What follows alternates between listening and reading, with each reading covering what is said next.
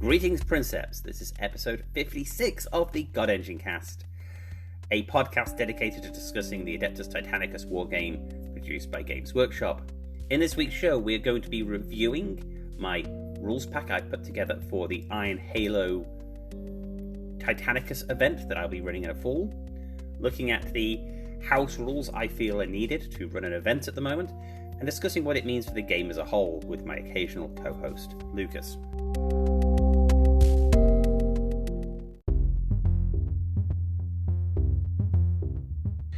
Before we get to today's show, a huge thank you to everyone who's supporting me through Patreon and my Ko-Fi page. If you want to help support the show, please check out my Patreon and Ko-Fi page. I'm going to be sitting down and reviewing my Patreon and Ko-Fi pages here soon, changing things up and looking for additional ways that I can support those individuals who support this show. So thank you very much.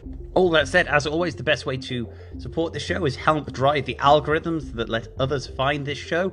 So please share the show with friends, please write positive reviews, and leave positive likes where possible. Thank you so much. Now let's get to the main section of today's show, where I'm going to sit down with Lucas to discuss the event pack for the Iron Halo 2021, which is an event I'm planning on running in September in Bartlesville, Oklahoma, alongside the Iron Halo GT. So for this year's event pack, I took the event pack I put together for last year's GT and modified it with the changes that I felt have occurred to the hobby, to Titanicus, since last September, while building upon the experience of running last year's Iron Halo. So I wanted to run through these changes, initially with Lucas so he could give me feedback on what he felt like I needed to change for the event, and also to give everyone an insight of where I felt the game was as a whole. So the following conversation is me and Lucas reading through the event pack. The event pack can be found in a link in the show notes, and using the points and decisions within this pack to spur conversation about the greater Titanicus game as it is at the moment. I am also looking for feedback from the community. So if you hear something and you disagree with what I'm saying, especially about these rules, please let me know.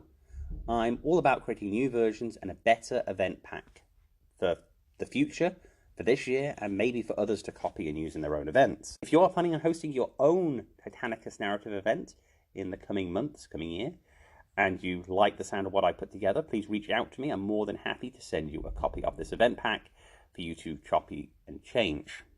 Also more than willing to sit down and talk to you and give you some advice about the stuff that's not really written down, the sort of odds and ends of the ins and outs of running the event. Anyway, with all that said, let's get on with this conversation with Lucas, and I will see you at the end of it. Welcome to the show again, Lucas. I think today we're going to sit down and discuss the Iron Halo that's rapidly approaching. It's going to be the second to last week of September. It's going to be another 2-day Titanicus event. Put together a event pack. I threw it up on the Facebook page recently. I think we're just going to dig through it and we'll look at what I'm planning, and we'll talk about things I could do differently, and I may even make some changes to it. Awesome. One of the big things I want to sort of just put out there as we start talking about it, the event pack itself is aimed at all players, and I'm going to have people showing up who've only played Titanicus once or twice. So partly what I'm doing is I'm trying to find ways to make an efficient campaign pack so we can run something that's similar to a campaign without getting too bogged down in minutia, which, while it can be pretty fun, isn't necessarily the greatest gaming experience for someone trying to learn a lot about the game itself. Yeah, I find that some of the campaign mechanics work really well, and some are more trouble than they're worth. Mm-hmm. That's my opinion. But we'll get down to that, I'm sure, when we get to what you've included and what you haven't. Yeah, we'll sort of skip over the schedule. It's going to be 6 games over 3 days. The exact timings of it is still up in the air. It looks like 2 1,250 point and 4 1,750 point. That's my plan. 1,250 to start and end. 1 to warm everyone up, and 1 just to have a quick game before everyone leaves.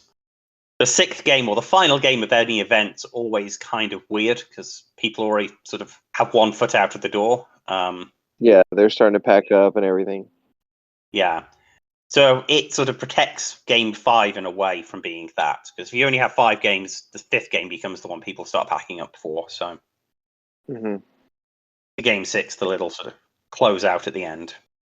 Yeah, that sounds good. I've sort of said it so it's about 2 to 3 hours per game, which I feel like is appropriate for a game of Titanicus. I can't. Yeah, I see that. It's like you have like 2.5 hour blocks for the 1250 and 3 hour blocks for the 1750. Yeah, I think that's pretty good. It's like a relaxed pace. Yeah, I don't think because I got into this debate last year with a friend. I don't think Titanicus takes over 3 hours. Nah, I don't think so either. No, and I don't. But at the same time, I think you're pushing it if you're going to guarantee people to finish games in 2 hours. Yeah, and everybody plays at like a different pace too. Like a lot of people like to talk and BS a lot, and that can slow the game down, obviously, which is fine and not a problem at like a a laid back narrative style event, but it can push your schedule. But no, I think that's a good time frame, especially for the 1750, 3 hours. Like we played 2500 in 3 hours. So. We did, though. As I've sort of talked about before, I think the greatest constraint of a time of Titanicus is the number of activations. So you can do the epic clash games pretty quickly if one person's bringing a War Master. Yeah, that's true. So we had pretty low activations. So. Yeah, I did another epic clash game last weekend up in Arkansas, and I went through it in about 2.5 hours. But it was a War Master versus 2 Warlords and some Reavers, and they had another Warlord. It wasn't that much more than I put down for a skirmish game if I'm running my pals Warhounds. So Right. the next up, we look at what we need for the event. This again shouldn't surprise anyone. We'll cover the lists here in a minute because I want people to bring a set list this year. Last year, I told people to bring like a Crusade list and then a list, and then they would build a list for every game. I don't think many people did that. I think they just brought a 1750 list and just used that all the time. So we're just going to go with that. It seems like something Titanicus kind of supports, but people don't tend to do. Like, I don't know whether it's like tradition based on like other war games they play, or whether it's convenience. Like they don't want to bring bunches of models they don't use, or but it does. Yeah, it doesn't really seem like that's what people do. So I think this format works fine. Yeah, because I really did think that you could play it like Necromunda, bring yourself a roster of units, and then put a list together for every game. Because it's not that hard to list build for Titanicus. Because the options are relatively limited. Yeah, especially if you've got a roster and you already know what your units are. Just plug and play. Analysis paralysis, I think, kicks in and people aren't sure what options to take. So Always the thing where like, do you get to like when you rock up to the actual game at the event? Do you get to change your list when you see what your opponent has, and then do they get to change what they brought? And then like basically, who gets the last change? Yeah, that's one of the problems with it Because like if you don't get to change it once you like see what they have, then what's the point? You like. Yeah, I was setting it so you could change it once you saw what the mission was. Mm-hmm. I don't think it really affected many people's plans. So this will just smooth things out. Yeah, just bring something that can, that's not locked to basically doing one thing or do or whatever. It doesn't matter. Yeah. Same painting requirements as last year, which is I want a model with at least 2 colors effectively. Mm-hmm. I want your metals to be metal and I want your armor plates to be a different color.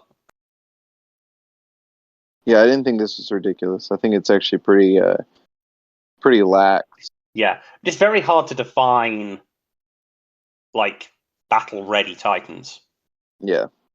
Like I could spray a Titan silver, wash the whole thing in null oil, and then go in with contrast paint on all the armor plates and have a okay looking Titan. But it's technically only 2 colors. So yeah. So no 3 color minimums, just metals and plates. Move on.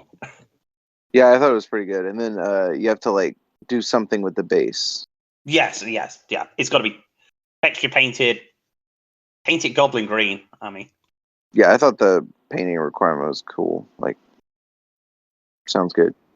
I don't think many people are going to show up with less. Like, I don't think that's a problem. Basically, I don't think people are going to show up with less effort than what you. No, no. I mean, our knight player last year came pretty close to this on several of his models, but actually you couldn't tell from across the table. The silver wash contrast actually worked really well in painting a vibrant, nice household. Yeah, that's what I did with my knights, and like they came out. I think they came out pretty good. So we'll get to the requirements that I've debated the most. Terminals. I've thrown a line in from last year that is, I'm preferring people bring card terminals. yeah, what does that mean exactly? Like, are you trying to discourage digital terminals, or are you trying to discourage like homemade terminals? I would rather people. I don't mind homemade. I dislike digital terminals. I'm not really a huge fan either. I want to love them. I think they are the future of the game, but I think it's going to have to be led by Games Workshop when they develop an app for the game. The third-party apps I've looked at all look pretty good, but they're just hard for the opponent to get grips of what's going on. They haven't got a good list sharing component yet. Yeah, I agree. I'm not going to stop someone using a digital terminal, but I'm going to bring a pile of card terminals with me. So if an opponent's like, I don't want to play someone using a digital, I'll provide some terminals. Yeah, I don't really like the digital ones either. Like you said, I really like the idea, like the thought process is really good, but the execution, I haven't really found a third party app. Like you said, it's fine for the player playing, but the opponent is kind of like shafted on it on all the solutions I've seen. And like you can only be looking at one terminal at a time and stuff like that. Like, yeah, stuff gets missed. And while I'm perfectly cool with that in a casual game setting, if you come around my house and we play some Titanicus, sure, use a terminal manager system. That's fine. You don't want to get your stuff out. But this is an event with strangers, mhm. and you may not trust the person you're playing against, which is a horrible thing to say, but it is kind of the truth. Yeah, you never met him before. You like this is the first time you've met, like you've played him probably. Yeah, it's not. It's, So I'm basically saying, look, bring your terminals. If the only terminals you have are a digital terminal, because that's how you've made your collection, okay, but I'm going to have some spare terminals, and if your opponent sort of says, I want you to use terminals, I will provide some in limited amounts. I don't have all of them, and I couldn't supply them for the entire tournament, but it'll be there for when issues arise. I don't think that's outrageous. I think that's fine. Yeah, I said the next line is I wanted someone to bring a notebook. I may change that to some device to record. I need players are going to have to provide a system here to record their own objectives and stuff. And I'm going to need everyone to bring at least one downed crew marker. I'm probably going to change that to objective. We'll have some objective tokens provided by the Halo, but it's always nice to have that down crew marker or something similar put on the table. So that's the core requirements. I don't think there's anything major. Apart from the big thing I put in bold at the top. Before the event, once you register, I'll be in contact with you. And if I'm not in contact with you before like a week out, try and reach out so I can work out what allegiance you're going to be using. I'm going to try and ensure that loyalists don't play loyalists, traitors don't play traitors. Standard Horus Heresy pairing problems arise there, but because it is a bit of a nightmare and a bit of a challenge for a TO. Yeah, and then there's people that are like real serious about it, like, and then there's people that don't really care, and Yeah. The event's got a narrative to it, so I don't want loyalists fighting loyalists all the time. right. I think it just doesn't feel right thematically. It will probably happen, and I will try and ensure there's a narrative device to allow it to happen. So that's all pre-planning, and that's why I need to know what allegiance you're going to fight with. Right. Okay, so then we move to the next big section, which is how I will work my events. The good stuff. So the start of the event, so the moment registration opens to when we first roll dice on the first game, I am going to review everyone's lists. I'm not going to do it ahead of time. I'm going to let people make changes while I review the lists. We're going to go through and make sure everyone's list is valid, it works, and I'm also going to give a bit of advice in places. As I said at the top, we've got people who haven't played at all, sometimes may even be the last Halo they played at. So I will dispense some advice and try and make sure everyone's lists aren't terrible. Yeah, but if everyone's lists are terrible, then it's fine. Oh, it is, yeah. No, I mean, absolutely. I mean, if I go through every list and I'm like, oh, okay, well, you guys are playing really terrible lists, that's great. You're balanced, but I just want to make sure there's not someone out there with a illegal list or a list that's going to be completely subpar and they're going to have a bad time. Yeah. Although Titanicus is pretty hard to make an illegal list. Like, unless it's, like, obviously blatantly just, like, doesn't work. But there's not as much nuance as some other games. Mistakes happen. Yeah. It can be as simple as forgetting to take a maniple. I'm not presuming anything at this point. Fair. So then we'll get to the actual event itself. I already described it's going to have 6 games. So the plan is that I'm going to have, at the moment I've got 4 tables being designed. Each table is going to have unique scenery and a special rule applied to every table. So every table will be a set battle zone, and then you will move from one table to the other as you play your games throughout the weekend. So you play on all the tables, and each one will come with its own special set of rules. Yeah, and then you said like the battle zones are gonna have like an effect on the game. It's not just like what kind of terrain. Like there'll be like the industrial battle zone will have like an effect, and then like this forest battle zone will have an effect. And Yeah. But the key line in that guidance is the varying levels of terrain. There are some tables that will be fairly open and that will allow long range Titans to really have a field day. Mm-hmm. And there are going to be some that are going to be very dense, and you're going to struggle to get lines of sight. And you're really going to have to close in with the opponent. The tables aren't going to be balanced, and they're not going to be fair. Build your list accordingly, and expect it. A lot of events strive to have, really well balanced tables with a mixture of cover and open terrain. And I'm just like, no, I'm going to make 4 tables that look good, and we can play some fun games of Titanicus on. In the novels and like whenever they describe a Titan battle, it's very rarely that one side doesn't have some kind of terrain advantage. Mm-hmm. Yeah. So sometimes we don't play into that enough. Sometimes we're like really focused on the most fair game, and sometimes that doesn't actually fit the narrative. Mm-hmm. Yeah. So, I mean, winning the roll off to decide deployment zones will be, I'm not going to say key, but it's not going to be an inconsequential decision. Right. It's important. Yeah, because our tables are going to be 4x4 as well. So, I mean, we'll sort of get to that now. We'll go to the individual game process. You will be told who you're playing against and which table you're on. You'll go to the table. On the table for that mission will be a mission pack. And that mission pack will be based around stuff from the open war deck, because I think it's a really great set of rules. It will define a deployment zone and a primary mission. You roll off, and then you get to pick your deployment zones, but it's not going to be, because the table's 4x4, you're going to be able to pick which side's your table edge out of any of the 4. You'll have a lot of control about which direction you go with deployment. Right. Like, I know it's a square, but you can basically either play long ways or sideways. Yeah. It'll be up to the players to decide. So that will counter the imbalanced tables, because the person who wins the roll off to choose the deployment zone will get a little bit more control over how they're going to fight that battle. There'll also be secondary objectives listed on the mission pack. There'll be an option of generally 4 of them. You just pick which one you're going to do secretly. Okay.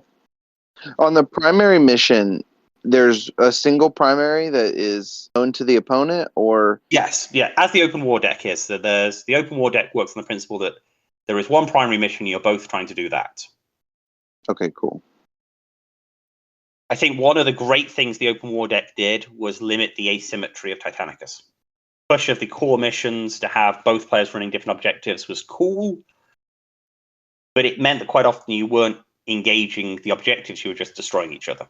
Yeah, it's a cool thought process, but sometimes they don't line up well. And then there was the whole debacle with the engage and destroy. It was like obviously way easier than all the others. We all know about that. But even if you were to remove engage and destroy, which is how I played it for a while, you just play with the 4 other mission objectives. Yeah. It's like, well, if you've got one person trying to capture the center of the table and the other person's trying to run a Titan off the edge, you don't necessarily end up fighting. Right. There's no reason to close. There's no reason to fight over objectives. Yeah, you can just run right past each other. Yeah, and depriving the opponent of an objective is as simple as, shooting up fighters that get close to it. So, yeah, whereas I think forcing people to have to do the same thing, trying to secure the center objectives, it makes for a better game. And then there's also the thing where like they didn't really like talk about how you're supposed to like place the objectives. So like you could give away what you're trying to do just simply by placing an objective. Like they know once you place it, they're like, oh, okay. So that was kind of solved in like the Graham Sanders style mission pack, Mournful Event style mission pack. Yeah, I really enjoy that mission pack, and I think the mission pack that Graham Sanders put together and is basically the same one that's in the Mournful pack. I think it is identical. If not, it's very close. Is a solution to the problems that were presented in the core rulebook. Yeah, it's really good. But I basically just use the open war now. Yeah, because the open war redefines how you do missions. Yeah, it's really annoying that it's not a general release item. Mm-hmm. Yeah, but if you understand how the card deck works, you set the 2 special rules, you set a primary objective that both people are using, and then you give everyone a secondary objective. You can build missions like that easily by just raiding rules from the core books. That's true. And you can get the same fun gameplay, providing you build your games on the same. Yeah, you can even build your own cards to like make your own cards. Yeah, but like I say, so at that point, that's what I'm doing here. It's going to be, I'm not necessarily, the secondary objectives aren't necessarily going to be from the open war deck. The primary objectives aren't necessarily going to be from the open war deck. I've been raiding stuff from all the different missions they've presented me with. Mm-hmm. But it's going to follow the mechanics of the open war deck with a primary mission that you both do, and then a secondary where you have some limited options to do something divergent. It's basically, it's the same format, but it's not quite as random. Yeah, because you can't be as random in an event. I thought about, having a table or something, but I don't know. I may end up, we'll see. Maybe I'll take a turn on that and end up just having the event pack having a list of 10 secondary objectives. You roll 2 dice and pick one. No, I like this. Like, then you can have different ones for different tables. Like, I think this works well. I can theme it a bit more, which is my current thought process. Yeah. It also means that I'll have a good chance to avoid secondary objectives that don't match the primary mission objective at all, and also aren't the same as the primary mission objective. That's always one of my biggest bugbears in the open war deck. Like the game we played in Texas when I fought your War Master, my secondary objective was the same as my primary objective. Right. When I achieved it, I just doubled down on that. That's it. And that's like basically the obvious play, because you're trying to do that, and if you don't complete the primary, you probably aren't going to win anyway. I mean, you still can, but like you might as well double down on it, because that way if you do that thing, you've won both, but the opponent may have 2 separate things and they have to do 2 separate things to do both. You get what I'm saying? Yeah, it's the best bet, and I want to avoid that. I want people to have to do something in addition to the primary objective. Right. I agree. I think that's a little bit more engaging. Mm-hmm. Yeah. It'll make the games more interesting, and that's the whole point of it. So you pick your secondary, and then you pick stratagems. Now, stratagems are the big thing. I haven't worked out how I'm dealing with them yet. I've sort of. So it says here, one thing really quick. It says about the underdog margin. right? It says 200 points lower than the opponent. The player that isn't the underdog must share their primary mission with the opponent. Should that be secondary mission? Yes, it should. I planned on changing and I didn't. I think we understand what it's talking about, but just the wording there. It used to be primary mission back when primaries were aside, but yeah, no, I wanted it. And then extra 2 stratagem points. Yeah, it is a weird thing. I may even remove the whole underdog margin section out. People don't use it. They don't, and it's. I don't think I want to encourage people to show up with smaller lists. I don't think it adds anything to the game. I don't think so either. I think it can be a cool like narrative device. Like if you wanted to create a scenario where one player has less than the other, it can be cool. But I think for like an event style thing where you're meaning to have 2 evenly matched battle groups go up against each other, I don't think that it. Personally, I don't think 2 stratagem points are worth 1 warhound. But No, I think you convinced me. It didn't take much, but no, just got rid of it because there's no point. Because I don't want you bring your 1750 point army to the game, and then someone just rocks up and plays, minimum size 1250 the whole weekend. You're just going to blow them off the table every game. I don't know that's always true. But yeah, 4 stratagem points is not. It's not enough, and I don't want to up the stratagem points anymore. Just bring more Titans. Yeah, I agree. And 1750 isn't really huge games either, so like it's not a huge ask for somebody to have 1750 points of Titans. Like it's not 3000 or whatever. Yeah. So which brings me to stratagems. I'm not sure if I cover it later. Let me just scroll down. So Yeah, I think there's a whole section on stratagems. there is. Yeah. So let's just take us move down and discuss the stratagems now because I think it's important. Yeah, this is like basically the biggest thing that you've done that's different from Yes, and it's also the quote unquote normal game. the biggest section that I'm likely to change. Okay. Stratagems are really awkward in Titanicus. I love them. I think they are a great flavor for the game, and for advanced players, they make or break the game. The problem is there are a lot of options, and for people who haven't really, There's way too many options. people who haven't played Titanicus a huge amount, they are scary. Yeah, it can be kind of a feel bad too. Like if you're not super into Titanicus and you don't know what all like it's for one thing, it's really hard to know what all the stratagems do. Mm-hmm. Especially when you start talking about like Legio stratagems and stuff like that. Like I can I feel pretty confident knowing what all the base stratagems do. Like I know there's a stratagem that does this. I may not know exactly how it works, but I have an idea that you can do X with Y stratagem, right? Yeah. So in like the event that I was writing here, the dream event, players would rock up to the table, look at the mission packet, they'd have their Crusade army list, they would throw the Titans together to best do the mission, and they'd pick the best stratagems to do the mission and have a great game. Mm-hmm. And I know I could do that.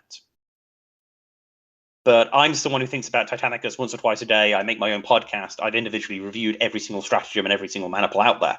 Right. I'm not sure my players are me. And it's also like if you gave them all day, they could do that. Mm-hmm. But in the time frame, like you're talking about 10 minutes you need. Yeah. Like you need to be like playing the game within like 10 or 15 minutes of the like setup. Yeah. So what I'm thinking about doing is like I was talking about, narrative stratagems coming in and out.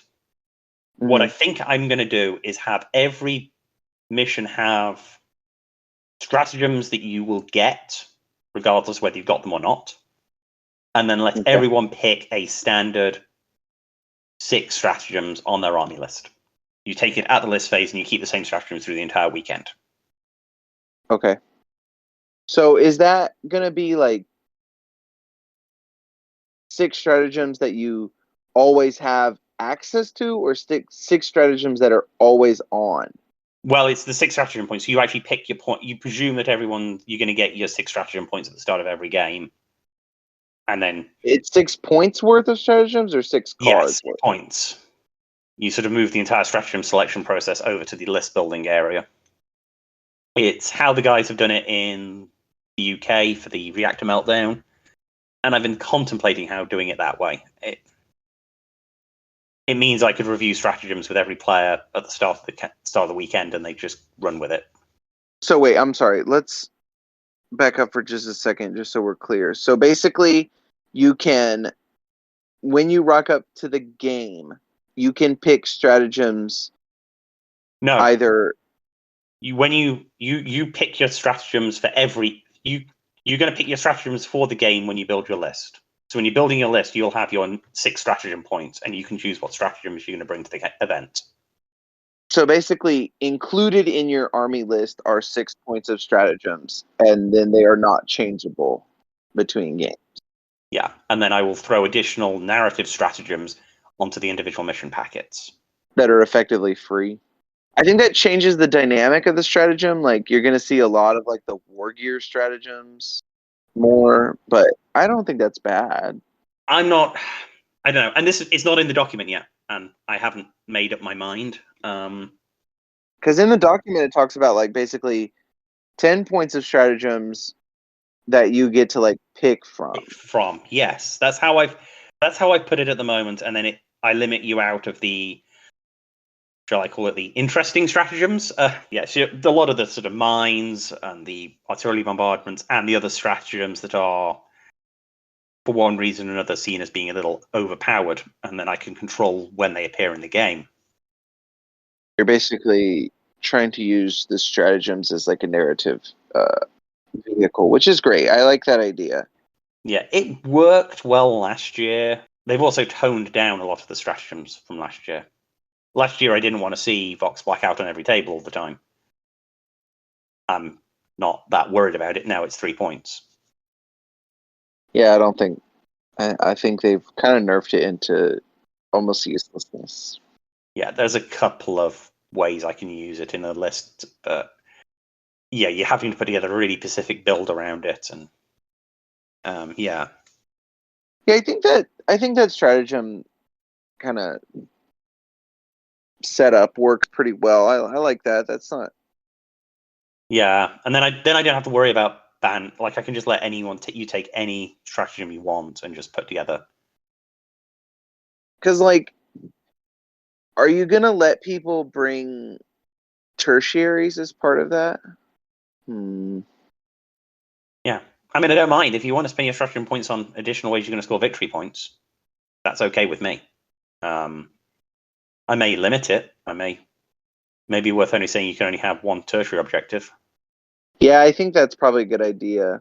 Yeah, no, that's pretty what I need. Like I said, I'm still stewing on it. But if I do switch out the stratagem section, it will be to allow you to take some at the start of the game, at the start of the weekend, and you can take a tertiary objective. That's probably the most balanced way forward. I'm just trying to think of other, like, are there other stratagems other than tertiary objectives that you would really change based on the game, based on the mission? And I don't know that there are. I mean, there are ones I don't. You could obviously make an argument for it, but Yeah, and I may still have stratagems that I say you can't take and will only unlock on missions like Cursed Earth, Dawn Attack, the high narrative stratagems that define the games. that nobody's taking anyway. Yeah, no one's really taking them anyway. The dawn, like you said, like the dawn attack one is really cool, and I like the idea of it, but like it almost shouldn't be a stratagem. It should be an open war card. Yeah, and things like there's one that people will take, but I also think is definitely not a great stratagem, which is localized warp storms. Which one's that? Is that the one with the extra shield saves and stuff? No, it's the one that lobs a vortex missile on the table, basically. Oh, Yeah, it's a 3-point traitor stratagem. You don't see it much, but when it comes out to play, it's rather scary. But the narrative is you've just unleashed warp storms on a planet. And I'm like, that's a little extreme at certain points in my narrative. Let's keep that one held back for a bit. Yeah. Okay. I think that works. Yeah, so I'm probably going to play around with that. And instead of you picking 10 stratagem points in your campaign roster, because I can even still reference the campaign roster in the stratagem segment down there. Oh, I do see that. Yeah. Yeah. So instead of talking about campaign roster and building them into your campaign roster, I'm just going to say no. Pick 6 stratagems with your list. Go for it, or 6 points. Go for it. It also means that for the players who haven't really looked at stratagems before, I can help pick them 6 stratagems at the start of the event. And then they'll have 6 stratagems, they'll know what they'll do, and they can use them continually through the weekend. You could even put in the packet, this is kind of the recommended, if you don't want to mess with the stratagems, these are the recommended ones. One of the ideas I had was to come up with pre-made decks and be like, you get to pick one of these 10 options for your stratagems for the weekend. And they will all be very narratively themed. That's cool, but that's complex. You have to read them all, and then because it's just because you don't have to read them all. You could just go off what the narrative right up on the top of the deck says. That's true. So I could summarize it. Just an awful lot of work for me because I got to build the 10 decks and put the narrative in. I'm just I'm not sure I've got the time. It's one of those projects I've had sitting there for a while because I want to put it together for just games of Titanicus in general.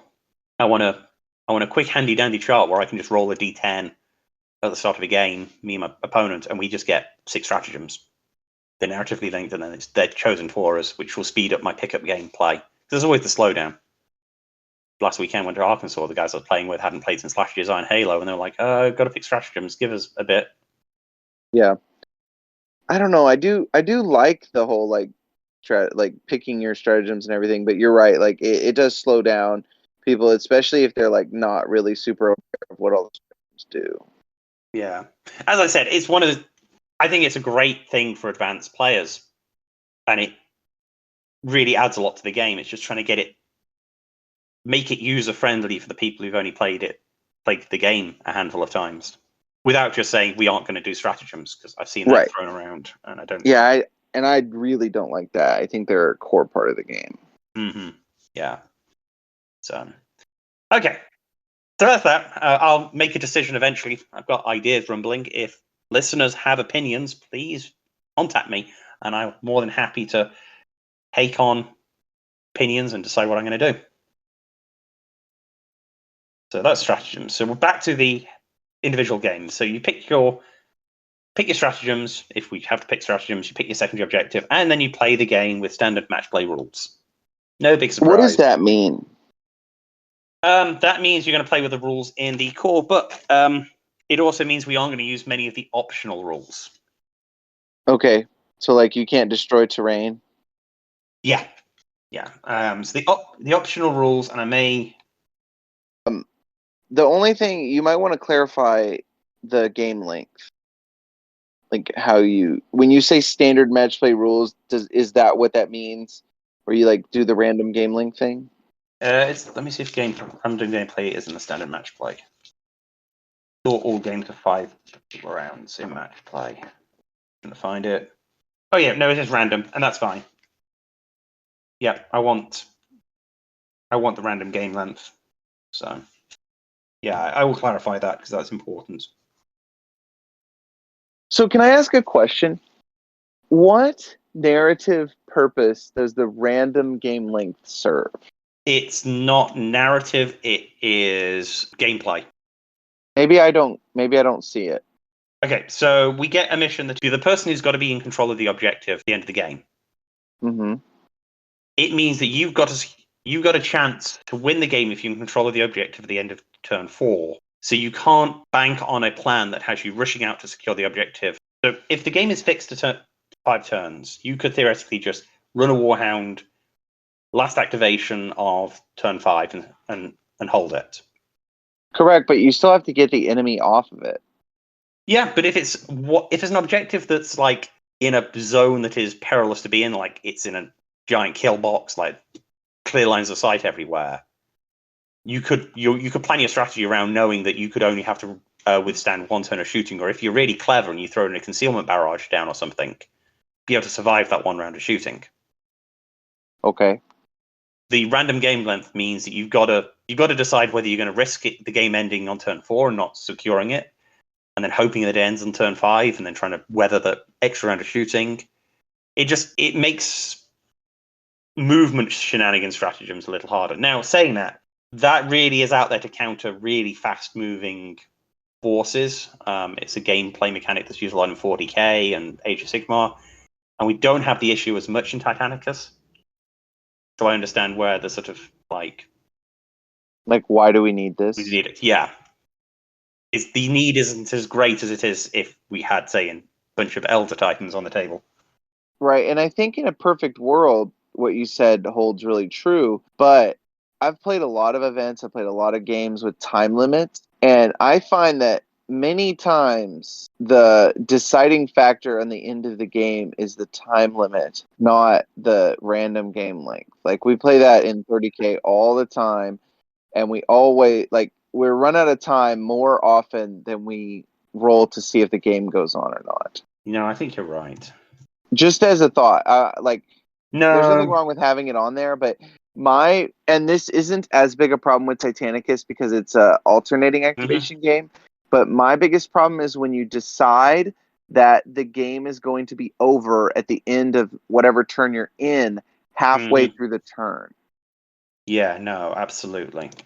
Like I said, 30K has a really bad problem with it because one player gets to go and then the other player gets to go. So, if you decide in that halfway point after one player has moved in all their models and shot all their models, and the other player gets to basically take their turn knowing that they will suffer no repercussions, that's a problem. But no, you've hit a big.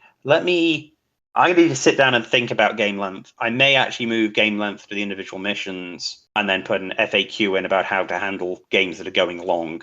Yeah, I think that's a simple. So the rules I was really trying to avoid is the optional rules found on page 52 of the core rulebook, which are the overloading void shields, destroying terrains, stray shots, and power transfer. I've literally never used those rules. I think we've destroyed terrain once. Destroying terrain will be a feature of the campaign, but it's going to be on one table that has the rules for it. Yeah, I think that's a good idea. At the most tables, you won't be able to destroy terrain. It's just simply, I don't want you moving my terrain and putting them on the floor. I'm going to have one table that's going to be prepared for you to handle taking and removing scenery. Stray shots is really cool. It's just a pain and adds so much complexity to the game. Yeah, it takes forever. And if you're not destroying the terrain, the stray shots adds a ton of time and doesn't actually add that much impact, I don't think. Overloading void shields is fun, but it's not actually that useful. And power transfer, I try and play with it, but I've never used it. Yeah, so that's what I mean by standard match play. It's not a huge deal.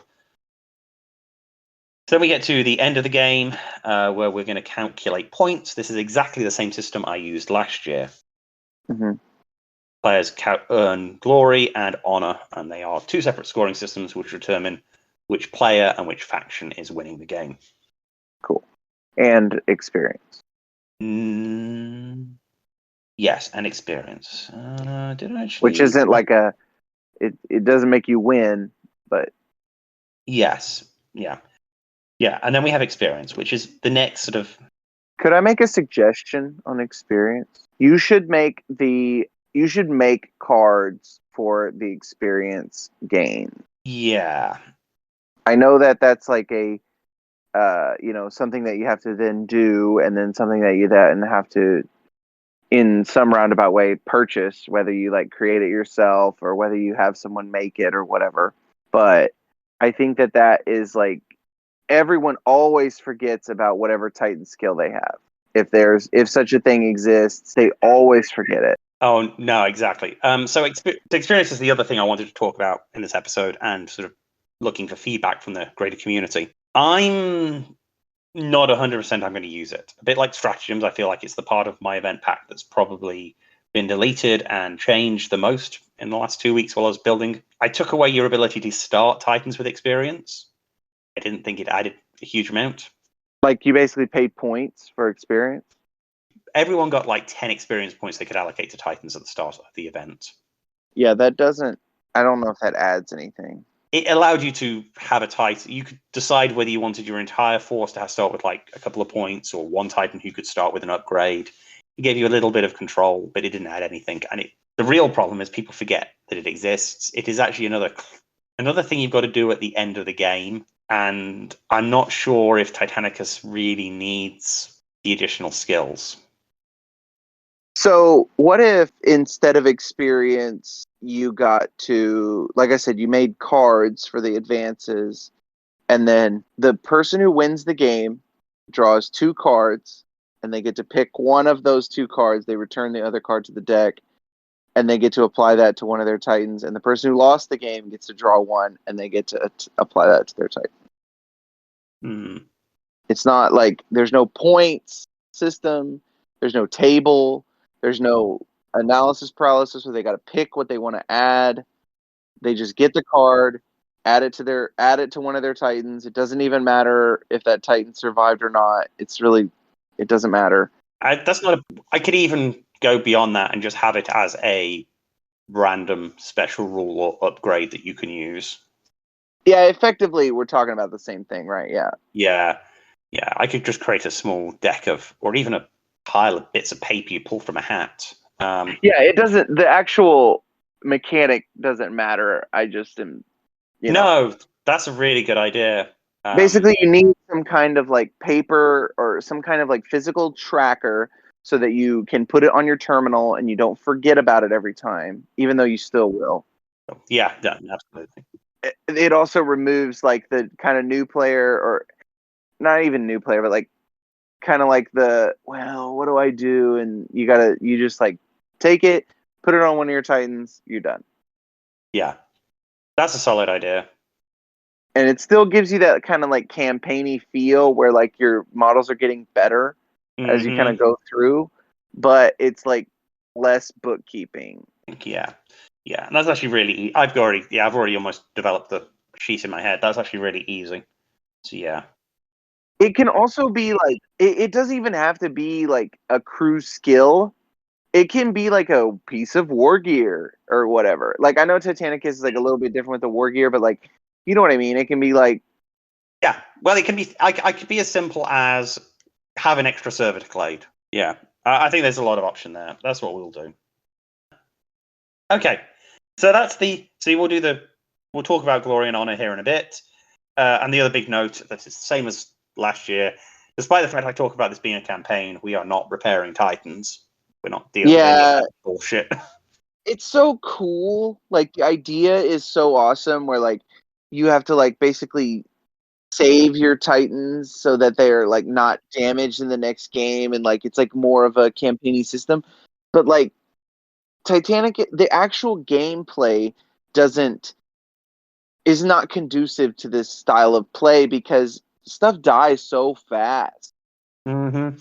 Well, and my usual line, and the line that I used a lot of the Halo, was that this is the Horus Heresy. We've got plenty of stuff to destroy. Yeah, just get another engine. It's fine. Yeah, it's fine. We're throwing all of the engines at this. It's fine. We'll worry about it in a couple of years. Yeah, exactly. But like I said, like just just how fast stuff dies. Like you could easily lose 2/3 of your battle group and then be like absolutely screwed. Yeah, and this is where this isn't. It's trying to be BattleTech. That's a very crunchy BattleTech type thing. Right. And it's super cool. Like I said, it's super cool. Mm-hmm. But the minute that somebody has like a great game and then they lose like one Titan and then they have enough points to basically repair it to full, and then the other guy lost 2/3 of his battle group and he has like almost no points and he doesn't get to repair all his stuff, it creates a feel bad experience rather than like a cool like It rewards good luck, and I don't like that. So Well, it's a and it's a do better mechanic, right? Like it's like you're doing really well, so here's a mechanic that makes you do even better. Yeah. Well, also because when you do the repair system, the amount you have to repair your Titan depends on how badly was it destroyed. Did you roll a 1 on that was it just laid low, or was it manuculate? Like, Oh yeah, and then everyone loves like when the stuff blows up, but then if you have if you have this repair system that punishes you for doing the cool thing, yeah, I don't like it either. It, like I said, the idea is really cool, but in practice, I don't really think there's a way that it works. no, I think you can do it with a couple of folk having a really detailed campaign, but even then, it doesn't work great. I mean, the tabletop standard guys kind of proved that on their stream. Their campaign ran out of power because one guy just lost all his Titans. Yeah. It's like, okay, that's very narrow. We tried to do it and in a campaign that we did here, and all of my battle group was destroyed in the very first game, and I only had enough repair points to bring back like a third of it. And I was like, yeah, I basically can't I can't play in the next battle. I'm just gonna get destroyed again. Yeah, so it's not a thing. Okay, so let's get to the rules FAQ, the meat and potatoes of these sort of documents. Yeah, it's pretty just common sense stuff. Yeah, so most of this is stuff I've talked about on this podcast. I've altered the blast rule to fix the Games Workshop errata's weirdness. Yeah, still personally never ran into that. So like, It's not a huge. Yeah. right. Legio Furians. That's just a clarification. No big deal. Legio trait, Children of Mars. Yeah, that's again just a clarification. Yeah. And surprisingly, I thought that Legio trait Doom of Mars would have been one that was fixed because it was Legio Defensor, but they kept the question in the Loyalist Legio book. Wasn't clarified. Weird. Yeah. A few of them were deleted because they fixed stuff in Loyalist book, but that was the one that went through. I fixed a line with the Rupture Mana pull that means that it activates as the movement phase. I have a question. I kind of don't understand this one because it seems like the rules are very clear to me that it says as if the movement phase, that means that it's as the movement phase, and I think the intent is to be able to get you to charge again. Yeah, that's what they're trying to get you to do, and I'm okay with that. And it's almost impossible to pull off, so it's not like I don't think it's overpowered or anything. I'm no, and this isn't an FAQ. This is just me saying that this would allow you to trigger other rules. So there's some debate about whether it's really a Legio Infector Titan. Oh, it says does. Okay, I'm sorry. I thought you had said the opposite. No, I'm like it is, and any rule that says this can be triggered in the movement phase can be triggered when the Rupture Titan reactivates. Okay, cool. Yeah, we're on the same page then. Yeah, Sorry. yeah, and I wanted making it very explicit because it's kind of unclear about whether it counts as being in the movement phase.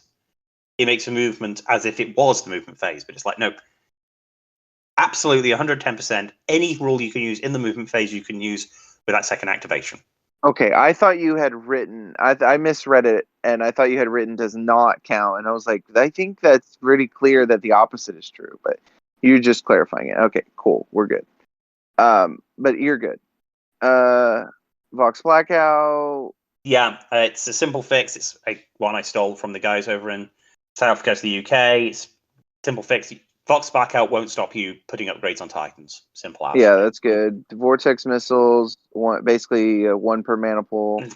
Yeah, I just don't want to see 5 Vortex missiles at the con. Are you sure? Because that sounds like a great time.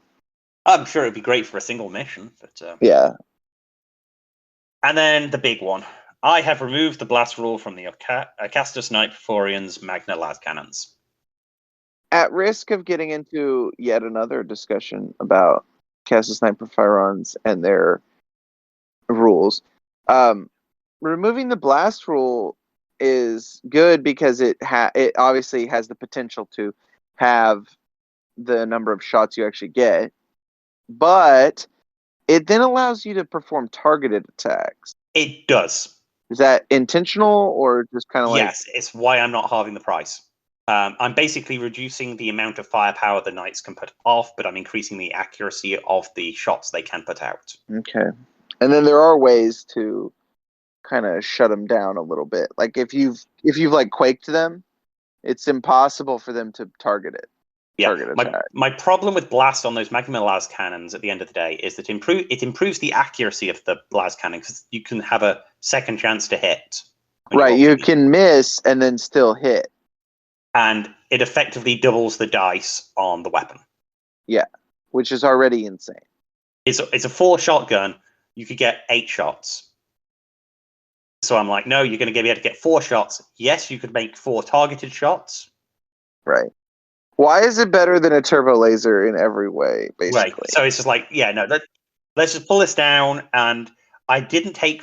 there was some calls for me to remove the rapid trait from the Iron Storm missile pod. I left that in place. Though I am going to play... In the last event, I had a lot of scenery and a lot of special rules on the tables to limit line of sight. And I interpreted on the day of the event that barrage could work around them. Don't expect that to be the case this time. I'm probably going to call barrage out as a thing that's going to be blocked by a variety of stuff, try and limit the power of the barrage trait. Titanicus has a little bit of like a weird thing when you kind of sit down and think about it more, where like, so they do not have the technology to know how far away an enemy is, but they can hit it if they cannot see it at all with barrage. Yes. Yeah. I almost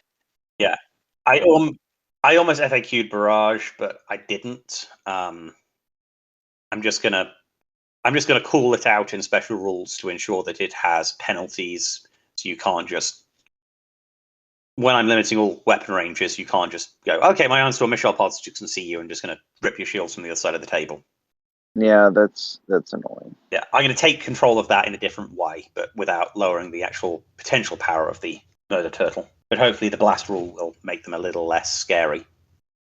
All right, that sounds good. Extra night banners should be rolled, so that any difference in bonus on the attack separate it out.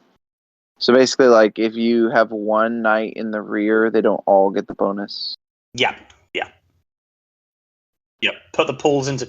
It could be as simple as like you've got a squad of 6 battle cannon knights, and they're on the edge where 3 of them would get the +1 to hit, the other 3 wouldn't. You do them as 2 separate pools. Yeah, I had kind of been playing them that way already, but I actually think that's not how it tells you to play them. So. It isn't. It's how everyone's been playing it. I'm just making it real clear. Okay. And then I'm just, car-based weapons are corridor. Full stop. There's a lot of toing and froing about which weapons Games Workshop intended to be corridor, which ones they were talking aren't corridor. Did they really intend the War Master car-based weapons all to become arc? I don't know.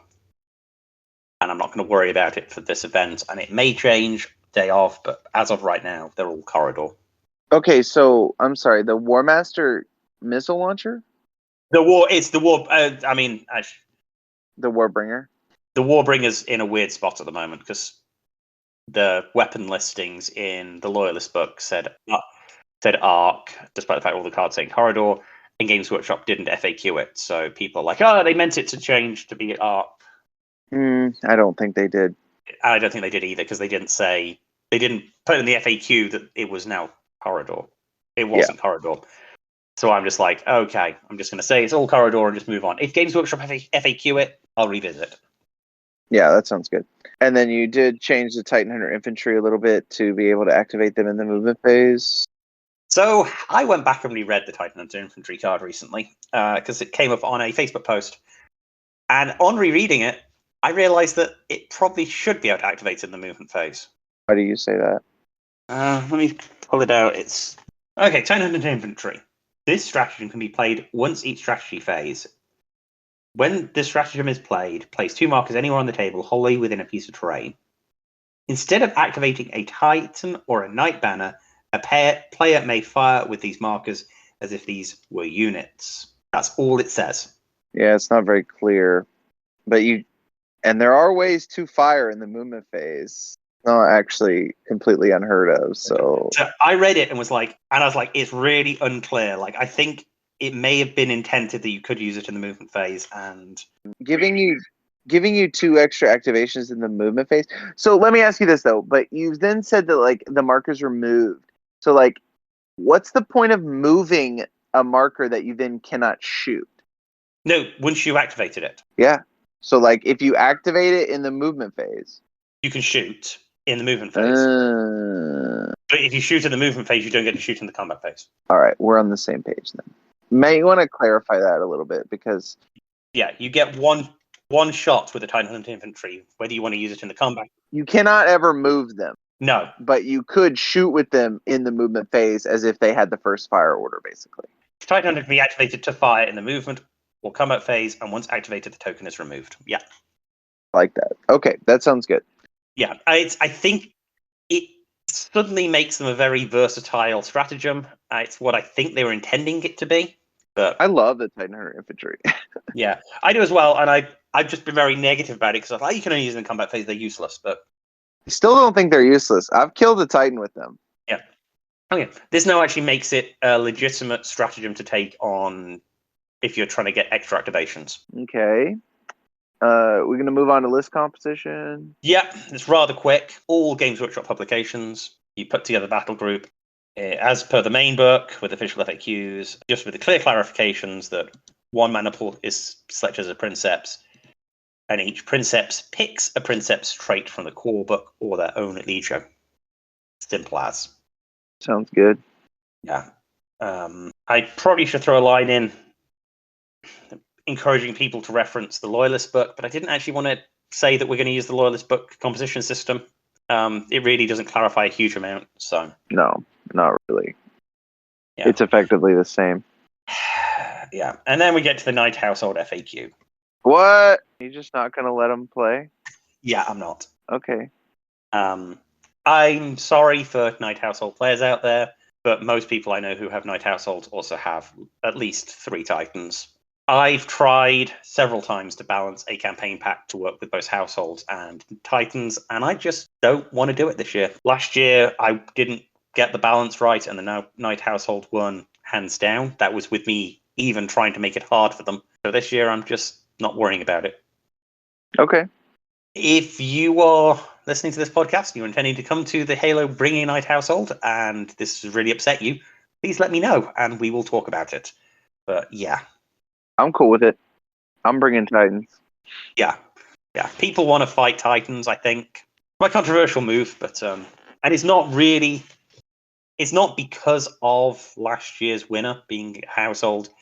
It is simply a direction the game's gone, I think. It's just that the game's much better balance for Titans on Titans. Yeah.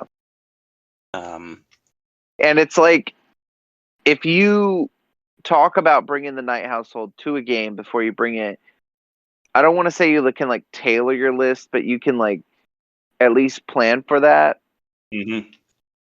And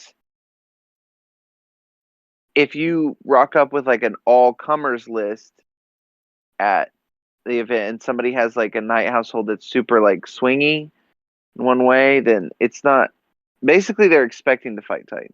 There's some weapons that are no good against Knights. But I guess it's not really fair because there's some weapons that are like really good against Knights. Like the Quake Cannon is really good. And so is the Plasma Blast Gun. And there's still going to be plenty of Knights in the game. You can take 2 Knight banners per mana pool. And at 1750, it's, as we talked about in past episodes, it's not that hard to get 2 mana pools. So if you want to run a Knight heavy list, bring 6 Warhounds and 2 Lubrical mana pools and a pile of Knights.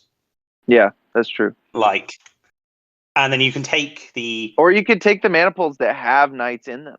Yeah, and then you get your additional support banners as well, so that you can get 4 banners out there. Yeah.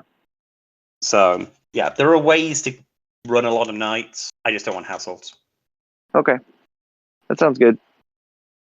So then we'll get to, we've done through experience, I'm changing that all out. Then we do end of game point tracking. So as I said earlier, we've got both honor and glory. Honor is what you score for your faction.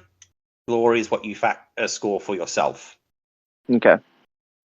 So all the honor point scoring was the game a win, loss, or draw?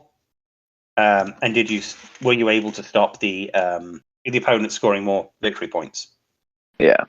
I set it to 15 victory points. I think that works out about right. That number may change slightly when I finish assessing all the mission objectives. Have you thought about just like maybe a bonus for not allowing your opponent to score their primary objective? I may change it to that, but that will be Because they could almost. still win even without scoring the primary. I think I may leave the advantage of keeping it 15 means that in a game where you both fail to score the primary, but you've also been able to stop the opponent scoring the secondary, and you've won because of a tertiary. It just gives a little bit more variance to the game. So let me ask you this: like, how many points is a primary worth? 30. How many points is a secondary worth? Generally going to be well, it depends on the exact secondary, but it's going to be up to 15. Up to 15 for the secondary, up to 30 for the primary. You could only score 10 on the primary if you aren't able to achieve all the parts of it. Yeah, and then if you change the wording to you stop your opponent from scoring the primary, then like that kind of gets rid of that doesn't interact well with the whole like multiple primary, like where there's stages to the primary. Yeah, all the primary objectives will have stages. Yeah, okay. So the example will be, the opponent trying to get, or you're trying to get within a distance of the opponent's table edge, and you're going to be able to get 30 if you get right on their table edge, and you keep the enemy off your table edge. Okay. Well, so yeah, you'll basically get a point if you're able to, providing it isn't a blowout.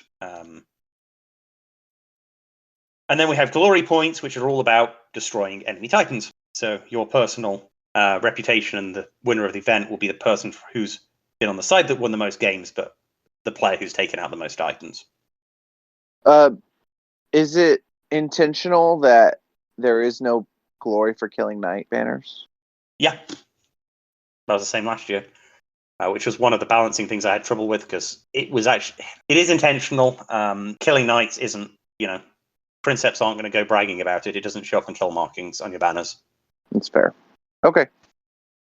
It was an intentional decision I made last year, and then it was one of the reasons the knights had such an easy time winning, because you didn't earn glory when fighting them. Right, but they earned it against you. Yeah, but they didn't need to earn it because they were also Black Shield by themselves. So they were winning purely on the honor points, but yeah. I don't think that... I like the Black Shield idea, but I think that in an event format, you should require them to pick an allegiance. Yeah, and I don't want to put that against the winner of last year. He was able, if we'd had everyone in the same faction, he would have still won. Right, so it doesn't really matter. He won across the board, but I was looking at how it shaped out and looking at alternate variations of how the event played out and seeing where the problems were. And if he'd been in one of the houses, he would have had an advantage because of the lack of glory points that he generated, being a full knight household. And I also want to keep it so killing knights doesn't earn you glory, because I don't think it should. These are princeps testing each other. You're going to care about the person who's wiped out, who's taken out the War Master Titan. Except for, well, I guess you might be able to. I was going to say, except for you can't actually bring a War Master, but I think you can shoehorn it in. I think there is a list, and I'm probably going to write one just in case someone wants to feel like taking it. I advise they don't. But yeah, I don't think I'm going to. No, you need just the right support, which was the game I played at the weekend. We played weird deployments where you're in the corners, and they put the War Master on one side, they put the Warlord on the other, and the Warlord had all the shield stripping, and the War Master had all the killing, and they just weren't able to target my Titans correctly. Yeah, it does. It definitely needs some backup. Yeah, the Titans to the north fighting the War Lord didn't have any shields, and the one fighting the War Masters had all the shields, and yeah, it just didn't work well for them. But anyway, so that's the plan. I may throw in an additional engine kill scale, giving additional glory points for people killing War Masters, but I just don't see them appearing, so I'm not. Right. Because at the moment you get the same amount of glory for killing a Warbringer as you do a Warlord. And a War Master.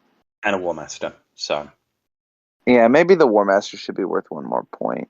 Yeah, I think it may be 4 points for the War Master, but I still want to keep the Warbringer and the Warlord in the same category because they both put out quite a lot of firepower most of the time. Yeah, I think that's fine. I don't. Yeah, but the other key one is you do lose glory for losing your own units, so I may change that to each Titan lost, and you don't lose glory for losing knights. Right. So then we have event stratagems, which we've already covered, and then finally purity seals, which is a Iron Halo thing. So Jason, our tournament organizer, makes these wonderful little.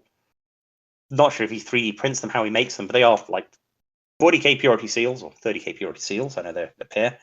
You get to win them throughout the course of the event, but achievements, like you unlock an achievement in a computer game. Mm-hmm. So I have 8 achievements, and the first person to score the achievement wins the purity seal. Cool. They are the first engine kill, the first engine kill of a warhound killing a warhound, the first engine kill of a warhound or reaver killing a warlord, and then I've got the first reaver warbringer killing a warhound reaver, and so on. So additionally, you've got one which is a winning a game without losing an engine. I've got one for elite experience. I may need to change that up. You could have it to be. You could award a purity seal for a Warbringer kill. Oh, yeah, that'd be no. Yeah, that's. I just don't know if you're actually going to see somebody bring a war. It's also possible that nobody brings a warlord. It's not likely, but it's possible. No, yeah. I'll bring it. I'll have my warbringer built by the Halo. Hopefully, if I end up having to be the odd man out, I'll run a warbringer, the war master, just so people can see it on the table, and then obviously the first Titan destroyed by knights also wins a purity seal. So there you go. And that at the moment is the event. I'm sure there's stuff in my rules FAQ I'm missing. And if you're listening to this podcast and you go, hey, I thought you talked about you were going to FAQ blah, let me know. I've said it a lot during this podcast, and several of my notes went missing, so I'm sure there's stuff I've missed. Yeah, sometimes it's hard to keep track of it all. Yeah, and I've tried going through all my books and seeing what jumped out at me, but inevitably there'll be FAQs I make on the fly during the weekend that I will come to regret. The trick with running an event is once you make a decision, you stick with it. Do you have any other thoughts? I don't think so. I know that's boring and not a lot to talk about, but I can't think of anything. Thank you again for listening to another episode of the God Engine Cast, a podcast dedicated to discussing the Adeptus Titanicus game produced by Games Workshop. This show was written, recorded, and edited by Martin Emery. This podcast is completely unofficial and no way endorsed by Games Workshop Limited. No challenge to any trademarks or copyrights are intended. All rights are reserved by their respective owners. If you have questions for the show, please email me at god.engine.cast@gmail.com or reach out to me through Facebook, Instagram, or Twitter, where I am the God Engine Cast. Until next time, I wish you all well and good fortune. Sorry for that rough cut. Had a small technical blip that meant that the end of the conversation was cut. That all that was lost was me and Lucas saying goodbye to one another. Anyway, a massive thanks to Lucas sitting down and talking to me for that hour and a half there through the event pack, and an even huger thanks for his suggestions that have resulted in some really good changes to the event pack. I'm really hoping everyone enjoyed listening through that material, and it has inspired some folk to play the game differently next time they sit down and roll some dice, or even helps individuals put together their own events all around the globe. If you'd like to attend the Iron Halo, tickets are still for sale. You can find the link in the show notes to this episode. If you go to the link and the event is sold out, please reach out to me, as I will be adding additional tables providing there is demand. As I said last week, though, if this conversation happens right before the event, I may not be able to expand the size of the event, especially if I do not have the terrain. Advance notice means I can build plenty of terrain and theme the tables as I require it. So also on that note, if you are planning on attending the Halo but know your sign-up is going to come reasonably late due to finances or just being able to confirm your availability, a quick email or a Facebook DM will help me understand what the demand for the event is going to be when all's said and done. And I think that brings us to the end of this episode. Huge thanks again to everyone who has listened. Huge thanks to everyone who supports me through my Patreon or my Ko-Fi accounts. I'm going to be back in a week or two with a conversation about painting competitions, which will wrap up this sort of three-part introspection on events and the like. Painting competitions are an important part of the event scene here in the United States. So I'm going to take a few moments to talk about what it means, what the painting requirements or painting competition at the Iron Halo is going to be. And I sit down and have a conversation with some of my friends from around Oklahoma about their experiences of painting competitions and listen to their advice to me about putting together a decent painting competition for 8mm models. But that is something I will go to more details about next time.